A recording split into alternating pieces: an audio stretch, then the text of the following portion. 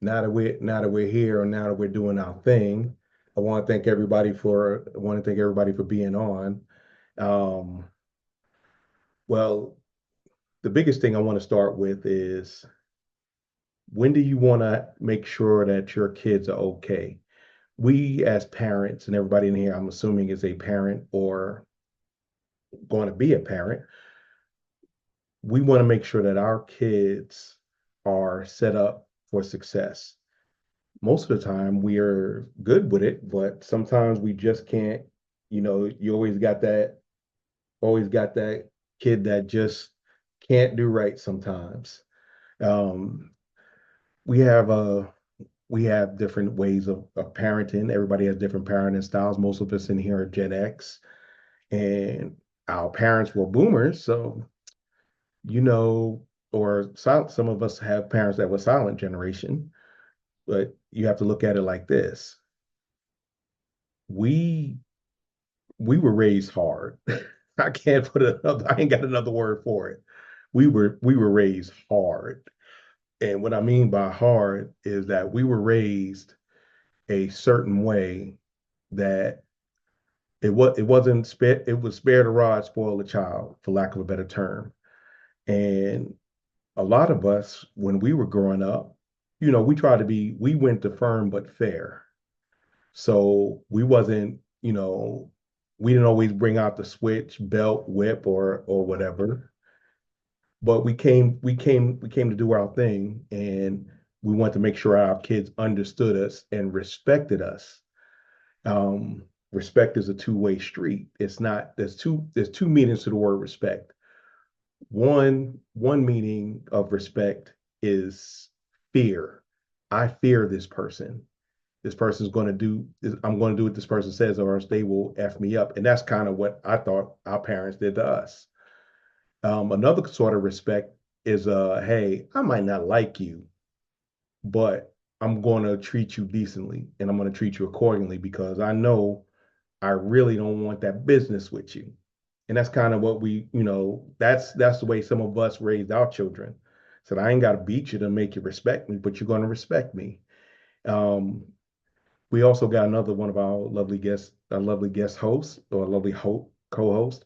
Um, my favorite girl, the Chocolate Pearl. Chocolate Pearl, holla at your boy. Hey, y'all, it's Chocolate Pearl. I'm sorry I'm late. I had another meeting before this one, but I'm here. I'm here in living color, And then I asked one of my coworkers to come on, and I see he was very prompt. Just good. My phone. All right, that's good. That's good. Now, um, depending on what part of the country you grew up in, you were raised differently. Your parents had different philosophies. Myself, Apple and Pearl, we were raised in New York, but our father was from the South. Our mother was from New York City. Our grandmothers were from South and New York City, respectively, also. So we we got a little bit of both. Now, um, Miss Sisley, nice to have you on here again. How did your parents raise you, and how did you raise your children? Okay, so I grew up like my parents are from the South. Like my dad is from Georgia, my mom's from Georgia. I was born in Georgia. But at the same time, my dad was military. So my whole life I've been military, right? Married a military man. So the way my parents raised me, as far as like they struggled in the beginning of his military career, and we never knew that they were struggling. There was never a point in our life that we knew that there was a struggle, right? So we grew up household of four. It was my mom, my dad, my brother, and I. At one point, my brother and I shared a bedroom. We never knew that we struggled. And so marrying a military man years later, um, how we are with our children is completely, I think, because my husband grew up a little bit differently, and he grew up where, everybody was wearing like name brand shoes, and yet he calls them bunnies. He's like, and then my dad will buy me bunnies. So because of how he grew up, we never wanted our kids to feel like the shame that he felt when he was in school. So our kids are spoiled. I will tell you that 100% our children are spoiled. And Yeah. it shows in how, like, sometimes, like, there's certain things with our children and how they respond to us that I would never respond to my parents that way, you know? And so we definitely see and we realize possibly we probably gave them too much too soon, you know? And so for sure we definitely see the difference in the error in our ways. Our youngest is 12, but I have a 24-year-old or one who's getting ready to be 24 next week. And then I have one that's 18 years old and I have a 12-year-old. So, you know, we're kind of trying to bring it back a little bit and kind of bring the 12-year-old back down to reality and change how we raise the 18 and the 24-year-old. Because he grew up without having, so he wanted to give the girls everything. And so in them having everything, you can definitely see, you know, that they feel a sense of entitlement. And I have to Yes. keep So in mind the 24-year-old is still in the household with me, you know? So male or female? I have three girls. All three are girls. And I have zero girls, so I don't. Bless you, girl. Bless you. Bless you. Look, Three girls, bless you. Bless you. That's listen, all I've I had can to say. square up with Bless one you. of them. I will tell you that I have had to square up with one of them. When Sounds she was familiar, 18, chocolate we pearl, had to doesn't square up. Exactly.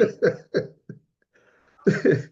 But that's pretty interesting, and that's why I kind of asked, because a 24-year-old woman is different from a 24-year-old man, and we treat them differently. And that's, we're supposed to treat them fairly. I didn't say we treat them equally. We treat them fairly. Justin, I love your shirt, by the way. Welcome to the show. How did your parents raise you, and in turn, how did you raise your kids? You got to unmute. You on mute. There we go. Got it. Okay. So my dad is originally from Ohio. So is my mom. So they're both Northerners. I grew up in the South. I was raised the Zennial, basically that sweet spot in between over uh, just before or just after Gen X, but before millennials really became a thing. Um, I got whipped with belts. My mom had a 18-inch wooden spoon that sat in the drawer when we messed up, and you heard that thing rattle, you went to running. Uh, my parents, I'm actually a product of the statistic. My parents both divorced when I was 14. So my mom lived on one side of town and my dad on the other. Um, so I majority spent most of the time at my dad's house, which again, single father, two kids, two boys. It's me and my brother. Um, that's a tough raise. Um, he did everything he could. There's when you have to work 40, 50, 60 hours a week, you're not really there to monitor. There were expectations, um, rules and boundaries. He set those clear and fair. Um, I currently have a 3-year-old daughter and a 1-year-old son. So we're in the aspect now of just kind of we have to set the expectations for what is acceptable in our household. We don't spank. I don't think it's necessary. Now that doesn't mean I don't punish. I have ways of making sure that if we need to get a point across, I use physical exercise. We call it just planks, push-up position, wall squats, jumping jacks. I don't need to hit my 3-year-old daughter to get a point across. And I'm 6'4". Um, So your height itself would scare me to death. yeah. Now, I do know you said something about like equity in raising your children or being fair. So, being that I have one of each, the idea for me is I told my wife this: how I will treat my daughter versus how I will treat my son are two aspects that are not even in the same ship. My son is not going to be treated how my daughter is treated. Is it going to be fair? No, it's not going to be fair. Because again, there's expectations as men. Like we have to be raised differently. Otherwise, look, we could turn out to be animals. And if we don't learn to control those things, it can lead to bad habits, bad behaviors, and like you said earlier in the invite, can lead to entitlement. Uh, so yeah. Yeah, that's a whole nother story. And Question for you, Justin. With being that you have a girl and a boy, and you said that you will raise them differently, disciplinarily wise, do you feel that your wife should be the one who disciplines the daughter and you discipline the son?